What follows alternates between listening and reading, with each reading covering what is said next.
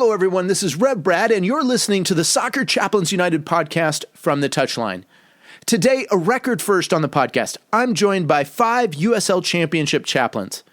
USL, or the United Soccer League, have the lower divisions of professional soccer in America, and they've kicked off this past weekend with a few games. And so I asked a few of our USL chaplains to jump on the podcast today and share with us, what does soccer look like for you in your city and with your team and with the ministry and the work that you're doing? It was really a great time, and as you listen, hopefully you'll get to know some of them by their voice. So stay tuned. We get started right after this. Just a little off foot, thinking he's going to go far post. Not strong enough with his right hand. Whips that one in. Far post, almost made him ends, and they have. He has the hat-trick. The second in his career. The third of the night. The hat-trick hero. Talked about you're not going to be able to sustain that kind of pressure. To the corner. Goes towards the near post. And you're on the angle, and what a goal! What a goal! Well, hey, I want to welcome everybody to the podcast today, to the From the Touchline podcast. I think this is a podcast first to have 5 other chaplains. And what I've done is I've invited our USL Championship chaplains to come on the podcast with me today. So, guys, here's what we're going to do from the start. I want you to just introduce yourself, say who you are, what team you're with, and really quickly your role outside of football, outside of soccer, so that people can kind of get to know you. And then we'll dive into some questions. So I want to start in our furthest Western team, which I didn't look at a map and I didn't look at the latitude, longitudinal lines, but I do believe it would be you, Mr. Briggs, in Sacramento. Would that be correct? Is Sacramento further than Washington? I'd need to look at a map, Brad, possibly. I'm not too sure. But anyway, I'm Robert Briggs. I'm from Sacramento, California, state capital. Sacramento Republic is our team. I've been the chaplain with the club since it began, which is, I think we're in our 7th or 8th season now. And outside of being a chaplain, I am actually a pastor. I pastor Emmanuel Baptist Church in Sacramento. Sacramento is my adopted city. As you can tell by my accent, I'm a Scotsman, but I love Sacramento. It's where it's happening. Yeah, I was going to say you are not from Sacramento, that's for sure. Yeah, Jubal, let's go next with you. Yeah, I'm Jubal with the Tacoma Defiance in Tacoma, Washington. And this is my first official season with the team, and excited to be serving the club in this capacity. And outside of chaplaincy, I serve as a soccer coach and an athletic director. Jubal, are you from Scotland? I am not from Scotland, although a majority of my roots are Scot-Irish, so I will claim it. Wow. We'll have to do a poll later and see who all's Scot-Irish. I'd have to raise my hand on that one. I know that I think I've shared in other podcasts that my family were from the Douglas clan, brutally murdered in the famous Black Death dinner in Edinburgh Castle. So, but that's for another podcast later. So let's head a little bit further east. I think we'll hit. Kurt, are you in the Springs? Are you more west than our friend Erick in El Paso? No, El Paso's further west. All right. Sorry, Kurt. We'll come to you. Okay. We'll go to Erick. He's younger, quicker, faster, fitter than you. No, I'm just kidding. Erick, please introduce yourself. Hey guys, how you doing? Erick Jiménez here, chaplain for El Paso Locomotives, and I want to say this is going to be my first season. I know I came on a season ago, but it was during COVID, and so that was interesting. But on the side, I'm also a pastor. I pastor at First Baptist Church El Paso, and I'm focusing in the area of discipleship. Nice. Yeah. And for those of you that follow Soccer Chaplains United, you guys will know that Erick and Jubal were recently introduced last year to our organization, serving their team. So, guys, this would technically be your first time on the podcast, though it reminds me, and I have a note here that we will do maybe a little side thing just with you guys later on sometime. So, Kurt, man, I love you, brother, and you have been with Soccer Chaplains United almost the longest, I believe, next to Ben in Portland. 2015, you and I go back to, and you started your work. Why don't you share a little bit, brother, about yourself? Okay. Well, I'm Kurt. I pastor a church here in Colorado Springs. I've been with the Colorado Springs Switchbacks since the end of their inaugural season, 2015. And I've been pastoring a church here in the Springs for a little over 20 years, and I've been known Brad for a long time, spent some time in hotel rooms together and random places. Anyway, and I have no Scotch-Irish blood in me anyplace. Are you sure? Are you sure? I am absolutely positive that there's no Scotch-Irish. We think there might be some Welsh someplace, but that's about the end of it. So funny true story with Kurt. My wife and I were at my best friend's wedding, his daughter's wedding in Aberdeen, Scotland. We're returning home on a flight connecting through Iceland, and this American bloke comes up and says, "Brad," and grabs me by the arm. It's Kurt Trempert returning from his what was it, a few months sabbatical? Yeah. In Germany. We have spent time in the most random of places, and really a testament to God and his sovereignty and grace. Oh, cool. Well, finally, last but not least, Greg Aydt, give us a little intro and tell us about Memphis barbecue, please. Okay, yeah, Greg Aydt from Memphis 901 FC, chaplain here, way east of the Mississippi, unique on this call, but been here with Memphis for 3 years. I am also an assistant pastor at Advent Presbyterian Church in the city of Memphis, and been loving it here. Barbecue, if you're ever coming to Memphis, I would gladly show you around. Central Barbecue is my favorite, but we do have the best barbecue in the world, and that's just sort of a fact, cannot be disputed. We love it here. Yeah. Greg, what is the difference between Memphis barbecue and, let's say, Jubal's from Texas barbecue, Kansas City barbecue, or maybe even if we go further east? What makes Memphis unique? What makes them the best? So a few things. Number one, we invented it. Number two, it's better. 3, it's tastier. But no, 4, it's mostly based on pork. And I think that's a little bit different from Texas. But, you can dispute that all day. I don't know that Texas barbecue is actual barbecue. Memphis barbecue, we do have the World Championships of barbecue here. So I do know that Memphis barbecue is actually legit and pretty good. Greg, there's 4 Western Conference championship chaplains here to your 1, and if we're all in if we're the same room, they are tackling you right now. And of course, I saw Robert flinch because, according to him, the Scots have invented everything, and I think they include barbecue in that. Isn't that true, Robert? You Scots have invented everything. You invented golf. No, I don't know that we invented barbecue, but I do have a book on my shelf that says How the Scots Established America. Oh my goodness. But I also know a friend who's got an Irish version of that book, so maybe there's several versions. I have no idea. Oh my goodness. We'll have to talk about that later. Well, guys, I wanted to have you guys on the podcast today because USL-Championship season kicks off, and they've kind of got this flexible kickoff. There were a couple games. What was it, last Saturday that they played? But as the bulk of the league now starts to get underway and your teams start to get underway this weekend, I think, Robert, you guys are kicking things off on Friday with you guys taking on Galaxy 2. But just give us a quick synopsis, a quick preview of what this season holds for your club, your team. What are some team goals? Of course, everybody wants to get into the playoffs, but tell us realistically, what are some of the unique things that for your club are going to happen in 2021?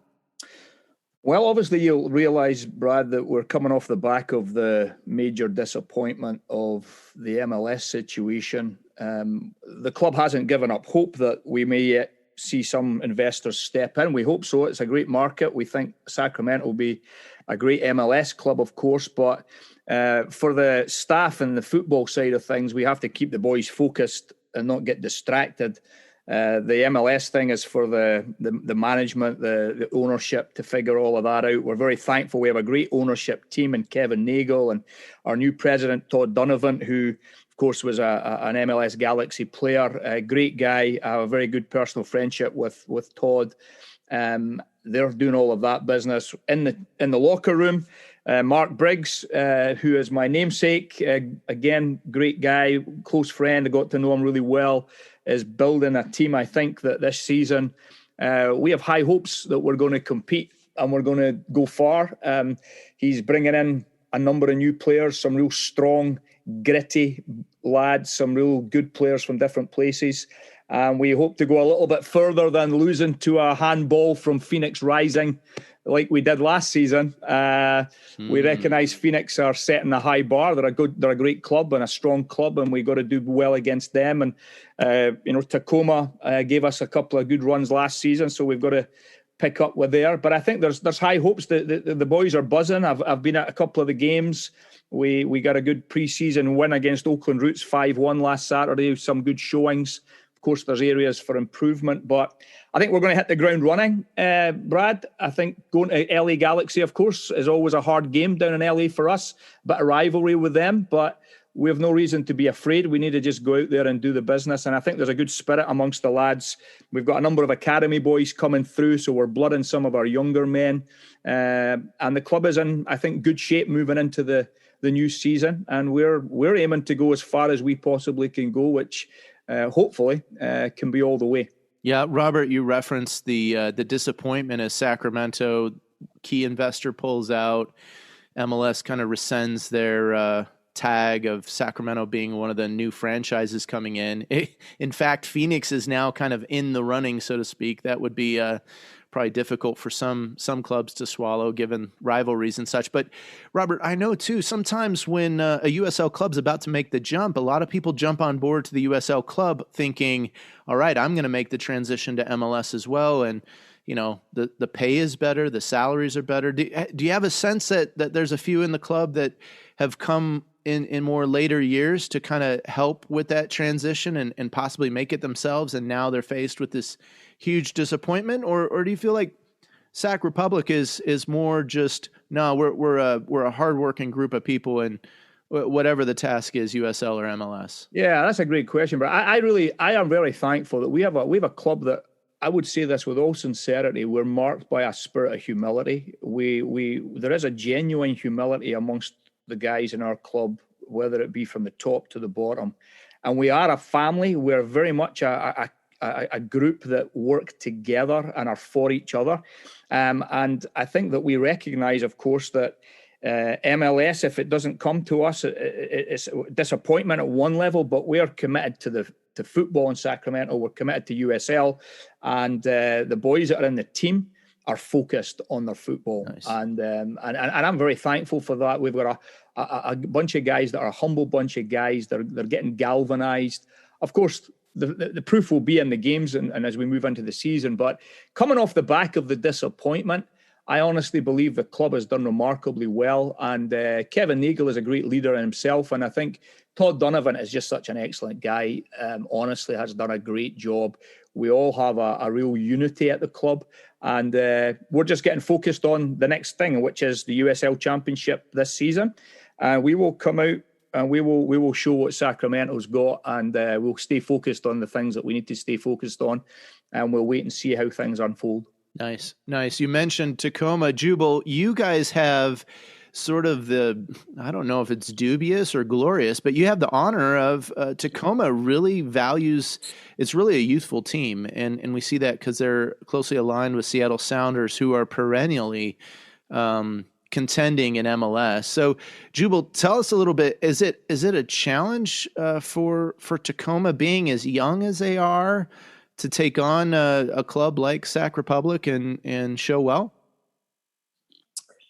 That's a great question. I think there is some of that in terms of experience, but Tacoma itself really, and as the club has identified itself, is really all about grit and passion and slogging it out. Tacoma itself is a history, is a shipbuilding community. It's a port. And so it's very blue collar, very gritty, not afraid to get into a big fight. So while they may lack an experience, these younger players are very gritty. They know how to fight. They know how to play. There's a lot of cohesiveness amongst these players, especially with a lot of them, majority of them coming from the Sounders Academy and having played together for years.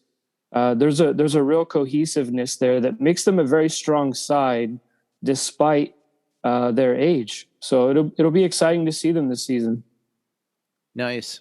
Yeah. I mean, it's great. The thing I love about USL is guys are working really hard, and sometimes you have a veteran who's kind of seeing out their playing days in USL, but a lot of times it's the younger guys who are wanting to get that opportunity. They're hungry. They're out of college. Maybe they didn't get snatched up by an MLS side. Maybe they've been over to Europe and they've tried to get on there. But yeah, it tends to be some fierce and grit, something fierce and gritty. So Kurt, you in Colorado Springs, you guys have a new stadium this season. What are things looking like for the Switchbacks? Well, I think a lot of times these clubs are particularly smaller clubs like the Switchbacks. When we are getting ready to move into a stadium, I think the natural tendency is to believe that the stadium's going to fix all problems soccer. And so I think that there's a great anticipation for the new stadium. Obviously, everybody's excited about it. They're already practicing on the pitch, even though the construction is still going on in the stands. And I think I get a tweet every single day about where they are with the stadium. And so everybody's pretty excited about that. New coach. This is another year of transition.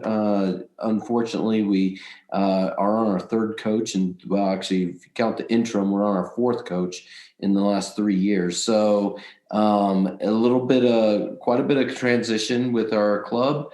I think there's some excitement. Every time there's a new coach, there's new players that are brought in. So that makes it a little complicated for me as the chaplain to just build new relationships. And then in COVID era to have had a whole year of not having connection and then having a whole new slew of set of players that the vast majority I haven't had the opportunity to meet yet face-to-face. Obviously opportunities other ways, but not face-to-face. And but we're all excited about the stadium, and our first home game is in, I think, a month actually from today, and from tomorrow, I should say. That's because it still snows in Colorado.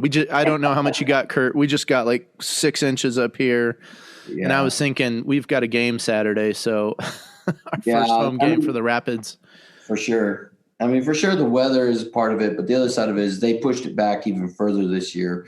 Then did the first few home games away, and then their first games of the season are away, and then our first home game, is obviously driven by completion of the stadium. So hopefully that should be a exciting time, and I think everybody's super excited to just get in the new digs. I will be excited to come down and sit in the new stadium because it's closer. Is it in downtown proper, or it's right in the city, right? Yeah, it's just south. It's in southern downtown or SoDo, and it's just south of the main downtown, but it's still a downtown exit off the freeway. So it's right there on the freeway, the major road intersection between the mountain road that goes up into the mountains and the road that goes into the eastern part of the city. So it's right there. Nice. Well, I remember sitting out watching a few Switchback games in the old stadium near the AAA baseball.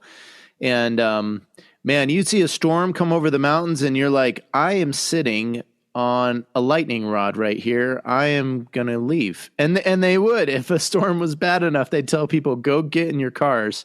We'll resume play as soon as it's safe. And I was thinking, oh my goodness, if football is going to survive here in Colorado Springs, we've got to get out of the Lightning Rod Stadium and go go play somewhere else. But what a great little environment too, to see Pikes Peak in the background. And anyone who's never been to Colorado, you won't understand, but you'll have to come and experience it sometimes. Maybe you could be Kurt or my own guest, but Kurt would be better because he runs a Verbo and he could host you better than I could. So, well, nice. Well, let's run down I-25. I-25 is the major highway that connects Denver to Colorado Springs. We'll flash past Albuquerque and Clint Moore since he's not on the call. And let's head to El Paso and visit with our friend Erick Jiménez. And Erick, you told us earlier that you've been in El Paso all your life and tried to get away, and you can't. So now you're chaplaining for the Locomotive.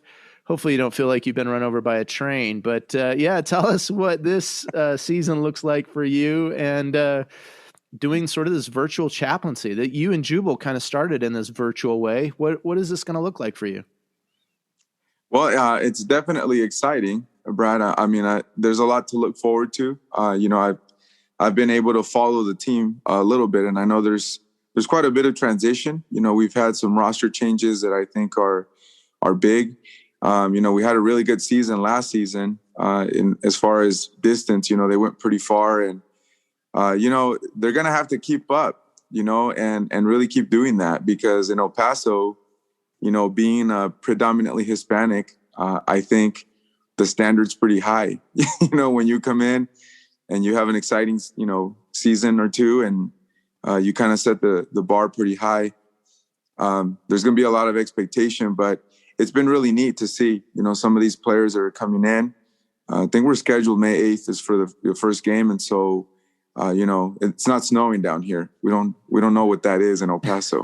So you guys get some snow though, right? I have friends in Juarez that say that they get an occasional dusting that everybody goes out and tries to make snow people with, but yeah, you guys get some sometimes, right?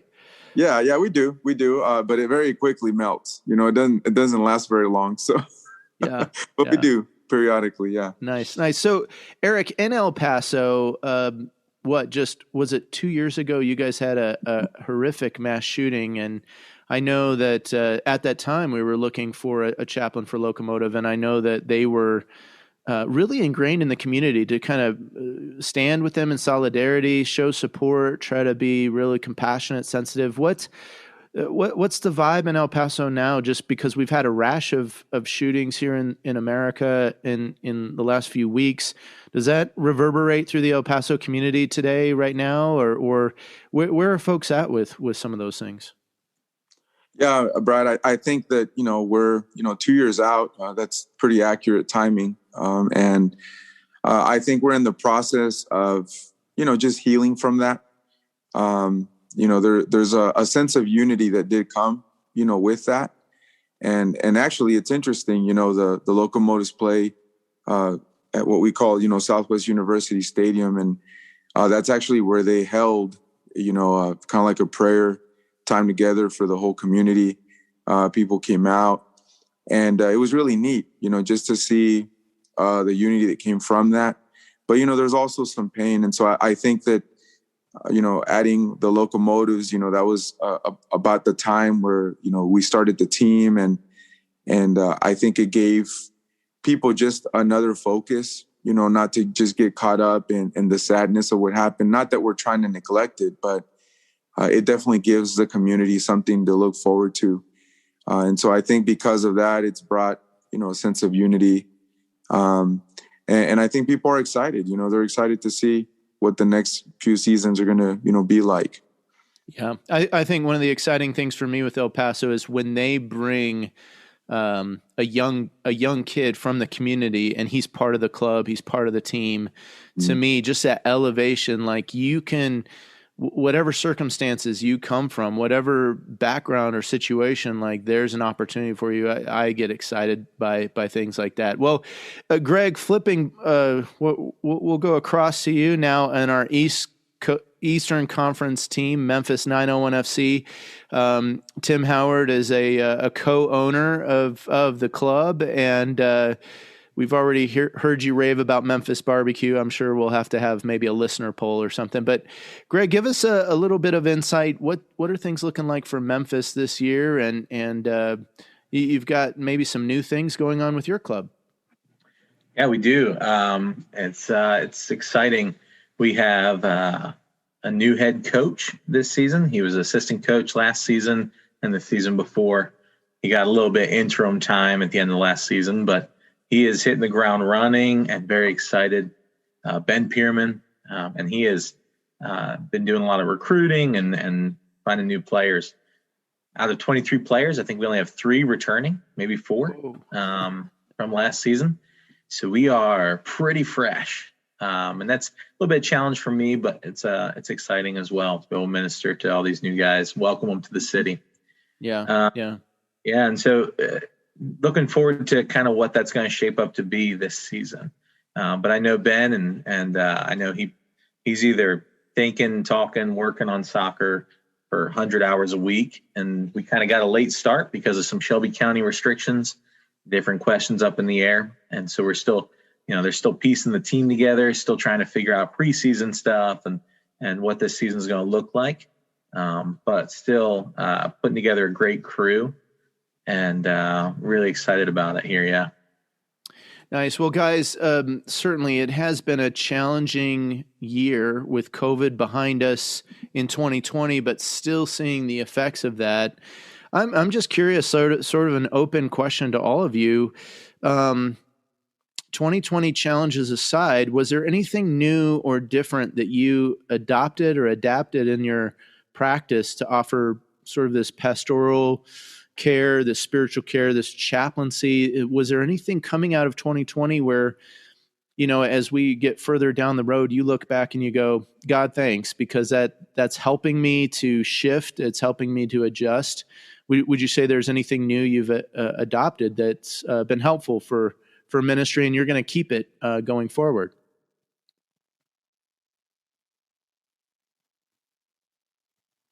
I see crickets chirping. I see heads shaking. Hey, I don't mind jumping in here. Yeah. So this is Jubal with Tacoma. For me personally, I think, COVID has done a pretty good job of showing me that it's really important to understand someone's perspective, with COVID and all the different things that kind of trail off of that. Everyone has a different opinion. Everyone has a different perspective. It's affected everyone in a completely different way. And so going into a situation, a conversation, a ministry relationship, it's really important to not approach it with a one-size-fits-all, but to really understand how it's affected somebody, what their perspective is like. Are they okay meeting in person? Is it all virtual, right? All those sort of things that we have to try and figure out. And then on top of that, just giving so much grace due to how the climate is constantly changing. The guidelines are constantly changing.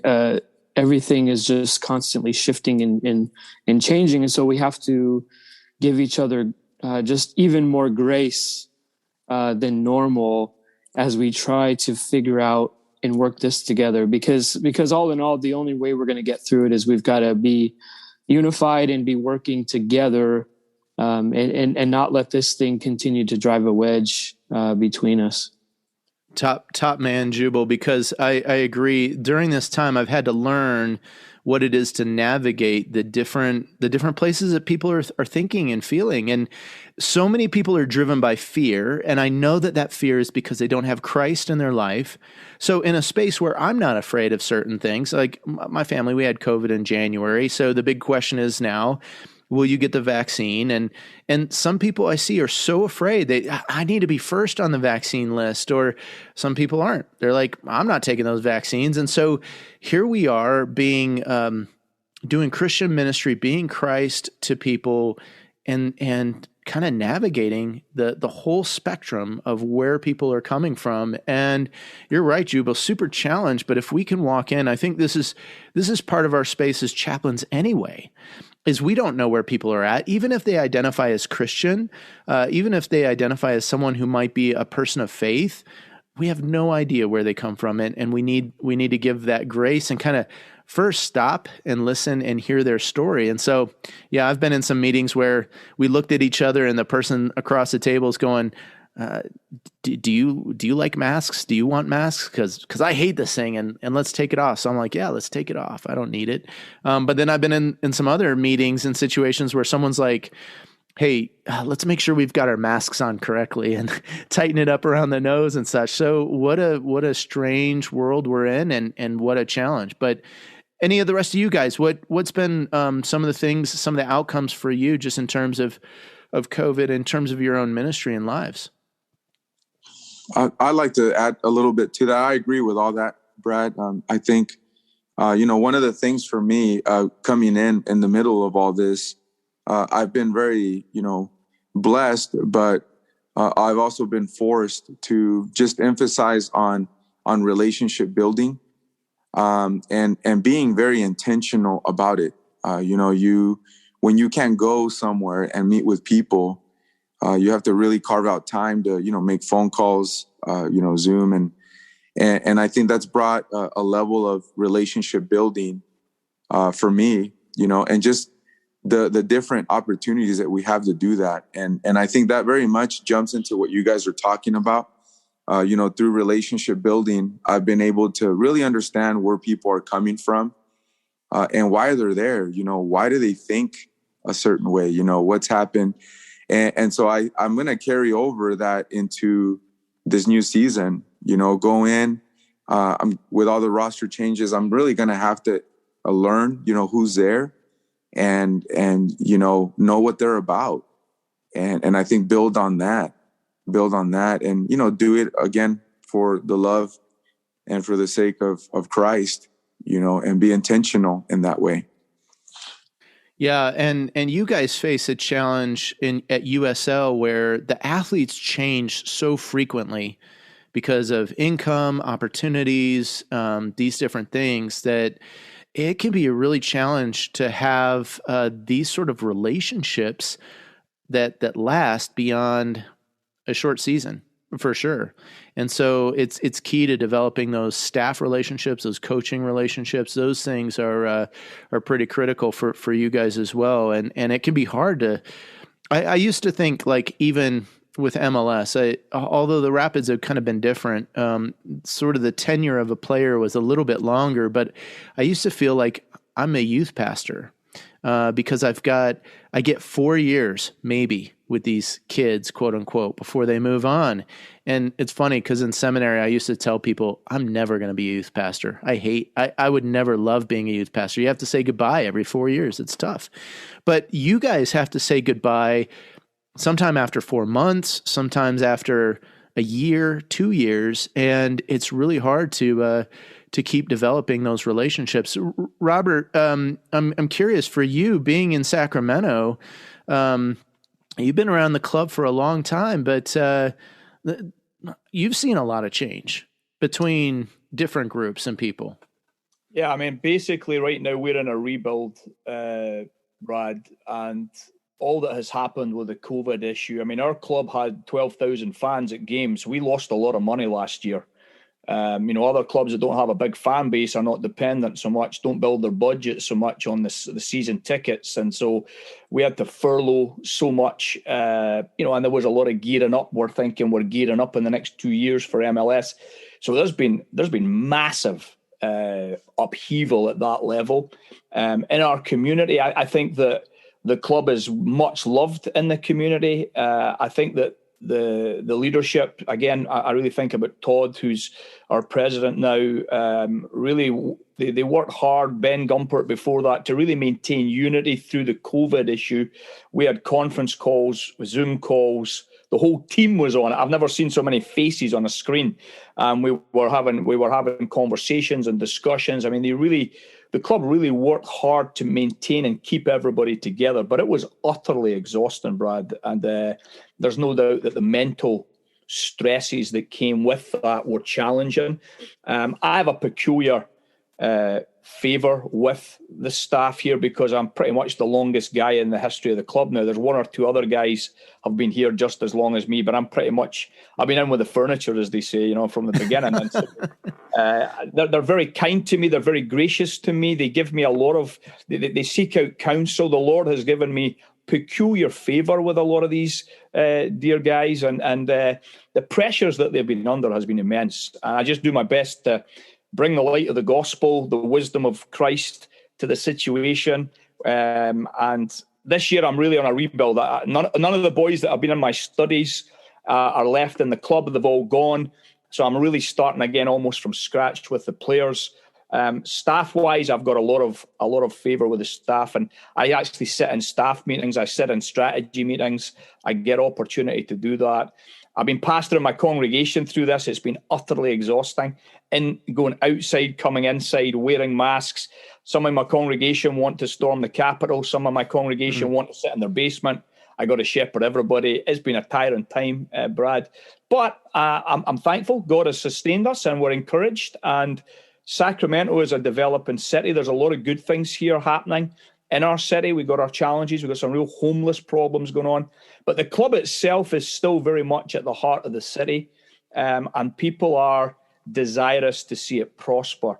And my goal this season, to be honest, is to build relationships with some of the new players that are coming in. And to be honest, I'm almost like the encourager to the staff. Don't lose heart. Keep going. Don't give up. Do your job. Stay focused on the right things. And maintain that encouragement that we are the indomitable city. We've had problems in the past. We've come back from them. The club has adopted that motto. And I can see it working itself out, Brad, in the midst of the COVID adversity and the MLS disappointment and the rebuild that we're actually in the process of going through right now. Robert, we need to get you and Greg together. Greg shares with me frequently sort of the theme behind the city of Memphis. And Greg, why don't you speak to that, touch on that a little bit? I just love the theme of defend Memphis and kind of where that's come from, because we as chaplains carry something to the people that we serve. And I think that especially during this time, we carry, as you said, Robert, the light of the gospel, the light of Christ to them. We carry the hope to them. And so many people that I've met have been hopeless. In fact, here in Colorado, many of our sales staff just up and left as COVID began because there was no season to be had, no jobs, no income. And I don't think sometimes people who maybe are listening today just realize, chaplaincy is, we do serve athletes. Sometimes we serve really elite athletes, but we also serve people that are working really hard for not much wage, and they're trying to figure out life in this world, and we get to become those encouragers. But Greg, you've had to be an encourager there with just even Memphis and it's the city's history. Yeah, I love this motto of defend Memphis that was kind of born with the club a few years ago. And what's interesting about it is, it's a very, we have our co-owner, Tim Howard, the Secretary of Defense, if you will. And he kind of gives that ethos to the club, but also the city of Memphis has kind of had that in its ethos for many years, of sort of defending the defenseless. And what's great about it, what's ironic about it, is the club chose it, and it's beautiful for the club, for football, but it's also an incredibly gospel-like thing, God-like thing, Christ-like thing. I mean, God is the defender of the defenseless, and I love that I can step into that role and defend players, defend staff, advocate for. We all know how that feels when it happens to ourselves. So to be able to do that for others is an incredible thing. And defense wins championships too. So we have that going for us in the end. Greg, it's got to be. So is Memphis? Is 901 FC? Are you guys known for just being really defensive in your play? I'm curious. Perhaps not intentionally, but yeah, I think that sort of mentality of defending is not just when you're in your own third on the field, but it's also defending one another on the pitch. So you have your teammates back. You are going to cover for your teammate when a mistake happens. You're going to encourage one another, and that way we defend each other. So Memphis has had this kind of history of we've been a city for like 200 years, but actually there was a few years where we weren't a city because yellow fever hit in 1878, and out of a city of 45,000 people, about 25,000 fled the city in the first week and left very few people here. Out of the like 20,000 left, about 15,000 of them got yellow fever at some point. 5,600 of them died.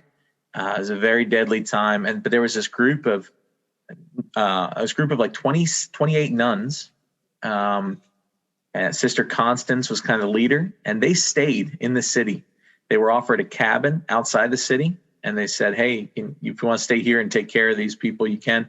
But they said, no, we're staying in the city, and we're going to defend the defenseless. We're going to take care of the sick.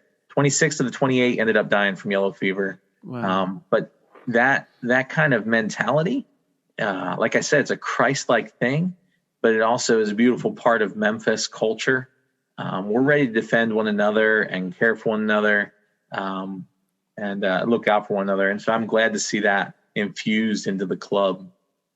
Yeah, a few years ago, I was over in England and went to they have these this little Robert. I don't know if they have this in Scotland, but they do well dressings, and so the different wells and springs that were kind of connected into these old English towns, they do floral art designs and all this great stuff. So we toured these well dressings, and we went to the town or the village of Eyam. And Eyam was hard hit by the plague way back in the day. And there's a story of the vicar, the pastor in the town, decided to stay and care for the people in the village of Eyam as they went through and kind of rode out the plague. And so I did this really early in COVID. I did a podcast or maybe it was a write-up on Eyam and lessons that we can learn from them. But they really quartered off the town, the village. No one could go in, no one could go out. And so it was a really tough thing. And I think, I don't know if you guys remember too, the stories of how the Christians were the ones during different plague seasons would go, and they'd be the ones to bury the bodies and care for people. And I think we have this powerful time, this difficult time as chaplains. And Robert, you touched on it. We have this role to stick with it no matter, maybe we're not on the list of the 40 people that get to be around the athletes or the coaching staff, but we have this task to stick with it through this time and to be, for lack of a better word, we're really helping with the dead bodies and the decay and the lifelessness that people feel. And as chaplains, to be the encouragers, to be the ones that remind them of their identity and that God loves them, even through the difficult time of COVID and everything else that's been going on too in our day and age. And last year was a year to break all years between George Floyd, and I know we've got decisions coming out about that. And man, what a tough time and trial to go through for young people. And thank God that He's placed us in these positions to care for people. Well, guys, we're kind of getting short or long on time, however the case may be. And man, it's just been great to have all of you on the podcast today. Kurt, what I'd like to ask you to do is just to close us with a prayer, a blessing. And again, we know some of the USL teams have already started last weekend, but if you would just give a blessing over the season for the teams represented here and those that aren't as well. And we'll just close up and wrap up our time today. And I just want to encourage our listeners, those listening to the podcast today, wherever God has put you, whatever city, whatever workplace, whatever team, whatever club, if you're a person of faith, if you're a Christian, God has given you a special ability, a special task to stick with it and to be an encourager, to be one who lifts up those that have been affected by fear. And And if that's for you yourself, I just encourage you, connect with a chaplain, connect with a pastor, a close friend, and get mentored through this time, get discipled through this time so that your faith can be strong. And as it is, look for opportunities, because there's people around that I think need the hope that you carry. They need the faith and love that you know about and have experienced. And if you haven't experienced that yourself, I just encourage you to explore that more. But Kurt, would you close us with a blessing for the pod today and for the USL-Championship season about to begin? Absolutely. Thanks, Brad. And thanks, guys, for all your work and what you guys do. I think appreciate, Brad, you pulling us all together. And we may like to tease you about stuff, but we really appreciate you. So anyway, let me pray. God, I just thank you so much for each one of these workers in your harvest field, Lord, those who are laboring for the sake of the gospel, for the sake of the kingdom, as ministers of reconciliation. Lord, I just pray for each one of each believer, Lord, around the country, particularly in the USL-Championship, that are ministers of you in their context, Lord, whether they know it or not. Pray that they would practice the ministry of presence, Lord, that they would incarnate into their place of ministry. Lord, I pray that each one of us would learn to adjust our ministry to the needs of those around us and adapt to their needs and care about what they need and how we can minister to their need. And Lord, I just pray that we would always be prepared to give a reason for the hope that is within us for those who are hopeless.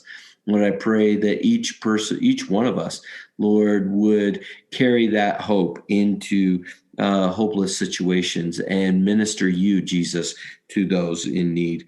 And Lord, at the end of this, Lord, I'd also like to just pray that we would defend the defenseless without being defensive.